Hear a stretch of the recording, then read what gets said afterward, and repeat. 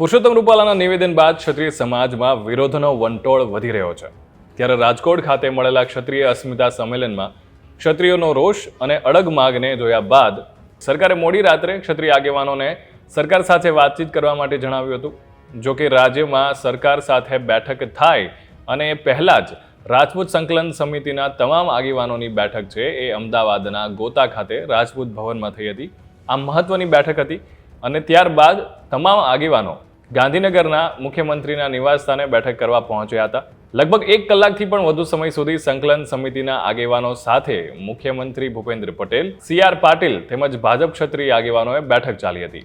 બેઠક પૂર્ણ થતાં રાજપૂત સંકલન સમિતિના આગેવાનો બહાર નીકળ્યા હતા. કરણસિંહ ચાવડાએ જણાવ્યું હતું કે આજે રાજપૂત સંકલન સમિતિની બેઠક મળી હતી.